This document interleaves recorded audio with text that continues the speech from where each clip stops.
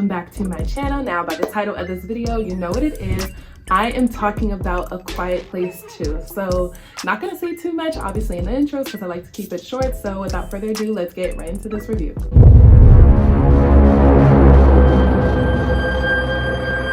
Okay, you guys, this review is going to be kind of short, sweet, and to the point because I just seen this movie, so it's all kind of fresh in my mind. And also, too, kind of a disclaimer, this movie is definitely shorter compared to the first one, so not much to say, just kind of cluing you guys in or really just giving you my honest opinion of it. Just to give you guys a point of reference, the first Quiet Place was about 3.5 hours, and the second one was only an hour and a half approximately. So yeah, Quiet Place 2. Okay, first things first, definitely wasn't better than the first one. The first one actually I thought was a really good film, considering I don't really like too many films nowadays. I feel like they don't make good movies as well as they used to. So the first one, I'm gonna give it a solid 8 out of 10. I just liked everything about it. Acting was spot on, baby.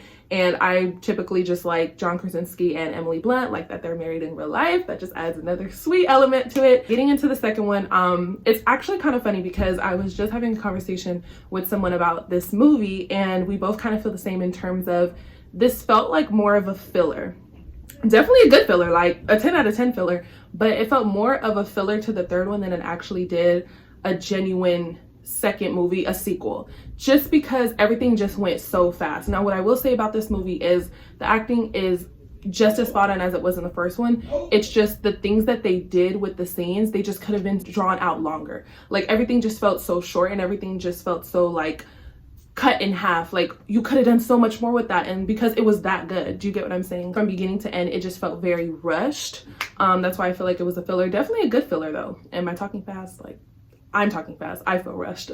It wasn't a bad movie. It just wasn't really a film. It wasn't something you watch and it's a standalone movie, which that's what a movie should be. It should be a standalone movie, even a sequel. It definitely is a movie where you have to watch the first one. Obviously, they're going to make a third one, and it felt very much like filler to the third one. Now, the thing with this movie is the trailer didn't really leave much curiosity or much like, oh, I wonder what's gonna happen. I can't think of the word, but that everything that happened in the trailer is like, oh yeah, it's in the movie. Like, I don't know, they just could have done so much more with this movie and they really just kind of rushed it. And I'm not gonna give anything away for people who haven't seen it yet, just because it is obviously a newer film. I just don't expect too much, and like that TikTok. And what did you get? 2 times 2 is 63.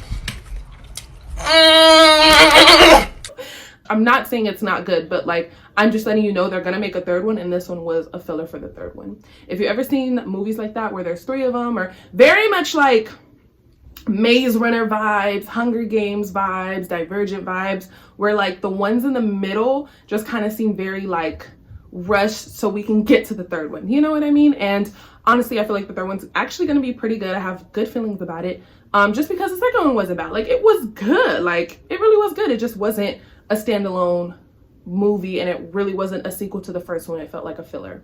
I don't know how many more times I can say that, but yeah, I definitely feel like the little boy stood out the most in this one. Brother slash son, he really truly stood out in this one, and I liked the fact that the movie gave you just the same amount of anxiety as it did in the first one. Me personally, I was definitely on the edge of my seat. I know I just said it didn't really leave much to the imagination for like predictions. It was like a predictable movie. Obviously, still, you don't know everything that's gonna happen, and even like the noises and the monsters and everything like that, like you're still gonna be on the edge of your seat. I don't want to say I was underwhelmed, and I don't even want to say I was disappointed, because that's not true. It just really was a filler, and that's all I have to say about that. So yeah, can't wait for the third one. John Krasinski, go ahead with your directing skills, period. Poop. So yeah, hope you guys have a good day, and walk. Hey, I want a.